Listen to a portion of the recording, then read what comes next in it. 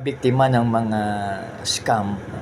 So, dapat ibigay natin ang para kay Lord. No? So, ang 10,000, ang 1,000 ay sa Kanya.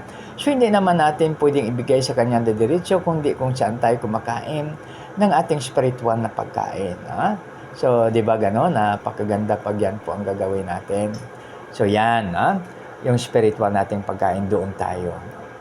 So, doon tayo magbibigay. Tapos mayroon pa tayong love offering. No? So, ibig sabihin ko ano yung mula sa yung puso na i-love offering, yun po ang i-offer. Ha?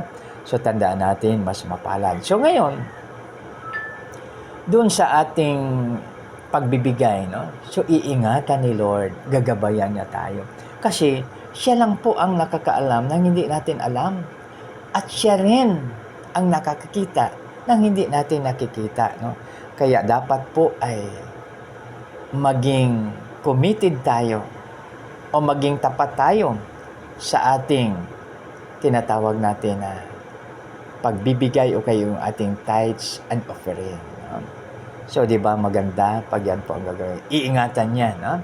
So, iingatan niya pag tayo ay farmers, tulad ng iyong abang lingkod, iingatan niya yung mapalay na hindi tutukain ng maya o kaya ano pa mang hayop. No?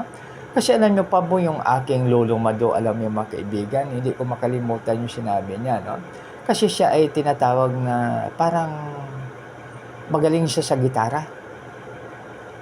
Sabi po niya, alam niyo mga apo, no? Ako po ay paglinggo, doon ako nagsiservisyo sa simbahan. Kasi ang abilidad niya ay gitara. So, ibig sabihin yung lolo ko Mado ay ang kanya namang binigay ay kanyang talent doon sa simbahan. No?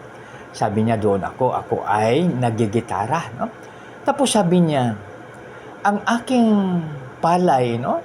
Hindi inaatake ng maya. Tapos sabi niya, ang aking mga kapitbahay, ang aking mga katabi na mga farmers, ay inaatake ng maya. No? Sabi niya, ba talagang pag i-share natin ang ating talent o kaya ang ating anumang sa atin sa gawain ng ating Panginoon, napakaganda, di ba? Ayan, no? Kaya wag tayo magsawa. Kaya sabi ng lolo ko Mado, sabi niya, apo ko, no? So, of course, grabe pa yan mag-sorry si Lolo Mado. Sabi niya, tingnan nyo, ang ginawa ko talagang walang problema, no?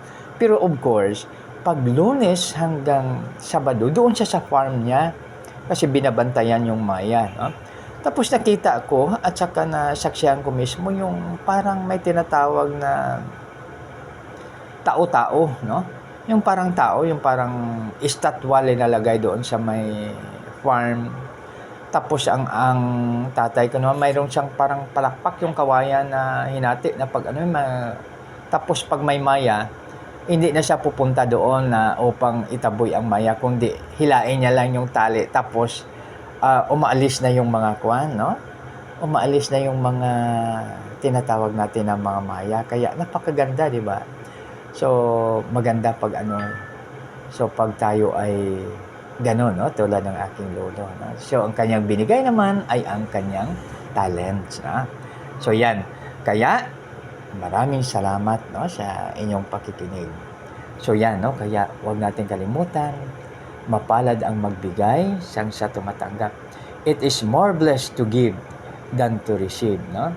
So ano kaya, no? So minsan kasi minsan mayroon tayong mga hindi mawala po kasi sa atin yung ating halimbawa yung ating kaibigan mag-utang, no?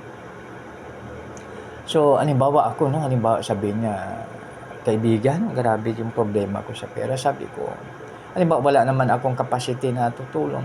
Sabi ko, mag-contribute po ako. Ibig sabihin, tutulong ako. No?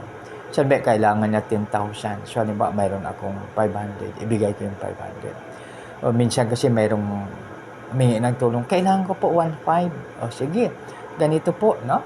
Kung may 15 kang kaibigan, so, i-text mo lang yan, pero bayaran mo, no? Pero sa akin, sabi ko, wag mo nang bayaran. Ito yung aking tinatawag na alalay po sa iyo o contribution sa iyo, no? So yan, no? Halimbawa 1,500 yung kanya ko, magbigay ako ng 300 o kaya 500. So 10 kaibigan na lang ang kanyang tatawagan, no? Tulad na alaala ko na mismo sa tinatawag na sa train sa California, no? mayroong dalawang magjowa na Amerikano na humingi ng pamasahe sa train, no?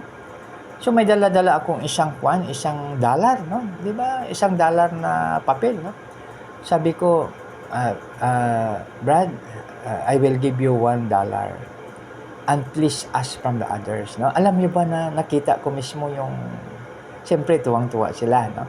Then after that, may umabot naman sa kanila ng another $1. Nakasakay sila sa BART, nakasakay sila sa train at pumunta kung saan man sila pupunta, no? Kaya yan mga kaibigan, no? Yung pag marami tayong tutulong sa tinatawag natin na tutulungan, humingi ng tulong,